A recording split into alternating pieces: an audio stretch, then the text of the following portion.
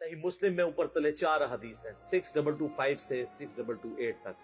نبی علیہ السلام نے حجۃ الوداع سے واپسی پہ مکے اور مدینے کے درمیان خم نامی گاؤں میں خطبہ دیتے ہوئے فرمایا، اے لوگو آگاہ ہو جاؤ، میں بھی ایک انسان ہوں، قریب ہے کہ اللہ کا قاصد یعنی موت کا فرشتہ آئے اور میں اس کی دعوت قبول کر لوں۔ میں اپنے باتوں میں 2 بھاری چیزیں چھوڑ کے جا رہا ہوں، ان میں سے پہلی بھاری چیز اللہ کی کتاب ہے، اس میں ہدایت ہے، اس میں نور ہے۔ اللہ کی کتاب اللہ کی رسی ہے، تم اسے پکڑو، اپنا تعلق اس کے ساتھ مضبوط کرو، جو اسے پکڑے گا وہ ہدایت پہ ہوگا، جو چھوڑ دے گا گمراہ ہو جائے گا۔ اور دوسری بھاری چیز میرے اہل بیت ہیں، میں اپنے اہل بیت کے معاملے میں تمہیں اللہ کا خوف دلاتا ہوں، میں اپنے اہل بیت کے معاملے میں تمہیں اللہ کا خوف دلاتا ہوں، میں اپنے اہل بیت کے معاملے میں تمہیں اللہ کا خوف دلاتا ہوں۔ 3 دفعہ نبی علیہ السلام نے فرمایا۔ اس لیے آپ صحیح مسلم میں حدیث 6225 سے 8 تک 4 حدیث کے اوپر باب پتہ کیا ہے؟ فضائل مولا علی، حالانکہ اس میں مولا علی کا کوئی نام ہی نہیں ہے۔ وہ اس لیے کہ مسلم شریف جب جن لوگوں نے اس کے اوپر تبویب کی، باب باندھے، امام نبوی کو پتا تھا یہ کس موقع پہ آپ علیہ السلام نے فرمایا ہے، وہاں کون تھا، وہ آپ کو ڈیٹیل حدیث پھر ملے گی جامعہ ترمذی میں، اس کا ایک حصہ ڈیٹیل پوری ملے گی سنن نسائی الکبریٰ کے اندر، المستدرک للحاکم کے اندر، مسند امام احمد میں، اور مشکات میں بھی آپ کو تیسری جلد میں ملے گا کہ نبی علیہ السلام نے اس موقع پہ جب یہ فرمایا نا، تو آپ علیہ السلام نے مولا علی کو بلا کے اپنے ساتھ کھڑا کر کے اپنا ہاتھ ان کے ہاتھ کے اوپر رکھ کے یوں صحابہ میں بلند کر کے کہا، من کنت مولا فہذا علی مولا۔ اور اس سے پہلے آپ علیہ السلام نے سورہ احزاب کی آیت نمبر 6 تلاوت کی، النبی اولا بالمؤمنین من انفسہم، نبی سرپرست ہیں، حق رکھتے ہیں جانوں سے بھی بڑھ کے امتیوں کے اوپر۔ کیوں؟ امتیوں کا کام ہے کہ نبی کو بچانے کے لیے اپنی جان دے دیں، اتنا حق ہے، اپنے ماں باپ اولاد سب سے بڑھ کے عزیز سمجھنا ہے، جو بخاری مسلم میں حدیث ہے، سب سے زیادہ حق رکھتے ہیں۔ یہ آیت آپ نے تلاوت کر کے کہا کہ میرے صحابہ کیا تم میرا حق کے ولایت یا حق کے سرپرستی اپنے اوپر تسلیم کرتے ہو؟ سب نے کہا بلا یا رسول اللہ۔ تو آپ مجھے بتائیں، آپ تمہید تو یہ بنا رہے ہیں حق ولایت والا، سرپرستی والا، تو طارق جمیل صاحب نے جب مولا کا ترجمہ یہ کر دیا تو سارے پنجے جھاڑ کے ان کے پیچھے پڑ گئے، کہتے ہیں اپنی طرف سے کہاں ہے؟ نبی علیہ السلام کہہ رہے ہیں النبی اولا بالمؤمنین من انفسہم، نبی علیہ السلام اس کا ترجمہ کر رہے ہیں کہ میں سرپرست ہوں سارے مومنین کا۔ تو آپ نے جب یہ آیت تلاوت کی سب نے کہا بلا یا رسول اللہ، کوئی شک نہیں۔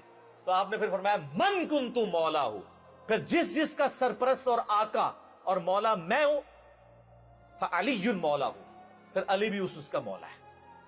اور پھر آپ نے اسی حالت میں کہا اے اللہ اس سے محبت رکھ جو علی سے محبت رکھ، اور اس سے دشمنی رکھ جو علی سے دشمنی رکھ۔ اور سر اس سے بڑھ کے تو مسلم کی حدیث ہے 240، علی سے محبت نہیں رکھے گا مگر مؤمن، علی سے بغض نہیں رکھے گا مگر منافق۔ پھر جو فضائل صحابہ احمد بن حنبل کی کتاب میں جو 2 حدیثیں ہیں مولا علی سے موقوفاً، انہوں نے فرمایا کہ میری وجہ سے 2 فرقے گمراہ ہو جائیں گے اور 2 فرقے دوزخ میں چلے جائیں گے، ایک میری محبت میں غلوف کر کے اور ایک میری دشمنی میں۔ تو محبت میں غلوف کرنے والے تو سارے کہتے ہیں وہ رافضی ہیں، تو یہ دشمنی میں غلوف کرنے والے کون ہیں؟ خود ہیں یہ جو یہ بیان کر رہے ہوتے ہیں، اس لیے وہ چھپا جاتے ہیں۔ اللہ معافی دے آپ اور شہزاد بھائی نے سنایا سی، ہمارے ایک شہزاد بھائی ہیں نا، تو وہ ایک اہل حدیث بھائی کو نا یہ حدیث سنا رہے تھے، تو انہوں نے کہا ہاں بالکل بالکل۔ اچھا اس نے آگے سے سوال کر لیا کہ یہ جو دشمنی کرنے، جو محبت کرنے والے ہیں وہ تو یہ شیعہ رافضی ہیں، تو یہ جو دشمنی میں بغض رکھنے والے یہ کون ہے؟ تو انہوں نے کہا یار آپا اسی لوگ ہوں دیکھ لیں آپ مولا علی آپ کہہ دیں تو چڑ سارے پنجے جھاڑ کے نکل لیے ہیں مولانا طارق جمیل حافظہ اللہ تعالیٰ کے خلاف، کتنی بڑی پرسنالٹی ہے، انہوں نے خیال بھی نہیں کیا، انہوں نے کہا طارق جمیل گمراہ ہو گیا۔ اس لیے طارق جمیل صاحب نے بھی ان پہ 4 تکبیریں پڑھ دی ہیں، ان کو پتہ چل گیا کہ یہ لوگ تو یعنی سچائی کو قبول نہیں کریں گے۔ تو یہاں مولا کا معنی سرپرست ہے۔ پھر وہ کلپ چڑھائے ہوئے بڑے بڑے مفتیوں نے، وہ کہتے ہیں جی آگے الفاظ پڑھیں، آگے لکھا ہے اے اللہ اس سے محبت رکھ جو علی سے محبت رکھے، اس سے دشمنی رکھ جو علی سے دشمنی رکھے۔ تو اس کا مطلب ہے کہ یہ مولا کا معنی تھا دلی محبوب۔ اور پیچھے پڑھو، پیچھے ہے النبی اولا بالمؤمنین من انفسہم، سمجھ آئی؟ جیسے وہ بریلوی کہتے ہیں اگے پڑھو اگے صراط الذین انعمت علیہم، اسی کہنا پیچھے پڑھو پیچھے، ایاک نعبد و ایاک نستعین، قبراں نو منگنے والے نہیں، اللہ کو منگنے والے۔ اور اس دن صراط المستقیم، سیدھا راستہ نبی الاسلام کا، تو کچھ اگوں پڑھتے رہے کچھ پیچھوں پڑھتے رہے۔ سٹارٹ یہ حدیث سے ہوئی النبی اولا بالمؤمنین من انفسہم وازواجہ امہاتہم۔ سر یہ جو باتیں میں کر رہا ہوں انشاءاللہ یہ میرے جب کلپ چڑھ رہے ہیں نا قیامت تک کے لیے ان کے منہ بند ہو جائیں گے جو انہوں نے کلپ چڑھائے ہوئے ہیں جی، اور مولا کا یہ معنی نہیں وہ ہے، سارے معنی میں نے بیان کر دیا۔ اب لوگ خود فیصلہ کریں گے کہ یہاں پہ مولا کا معنی کیا ہے جب یہ آیت پڑھی جا رہی ہو النبی اولا بالمؤمنین من انفسہم، اور بلکہ مسند احمد میں الفاظ ہیں، ہمارے نزدیک تو وہ والا حصہ ضعیف ہے، لیکن کتنے محدثین ہیں جو اس کو صحیح سمجھتے ہیں انکلوڈنگ بریلوی دیوبندیوں کے بزرگ، کہ جب نبی اسلام نے یہ فرمایا تو سیدنا عمر نے آ کے حضرت علی کو کہا کہ آپ کو مبارک ہو، آپ تو سارے مومنین کے مولا بن گئے ہیں۔ تو حضرت عمر جب یہ کہہ رہے تھے کہ آپ کو مبارک ہو آپ مولا بن گئے ہیں، تو حضرت عمر کو بھی پتا تھا میں مولا ہوں، تو حضرت علی کو کہنا چاہیے تھا کہ یار مولا تو تم بھی ہو، سارے صحابہ سے محبت رکھنی چاہیے۔ حضرت عمر خود مولا نہیں تھے کیا؟ تھے، تو علی کو کیوں کہہ رہے ہیں کہ مبارک ہو آپ تو سب کے مولا بن گئے؟ وہ سارے وہ یہی والے مولا بنے، النبی اولا بالمؤمنین من انفسہم وازواجہ امہاتہم۔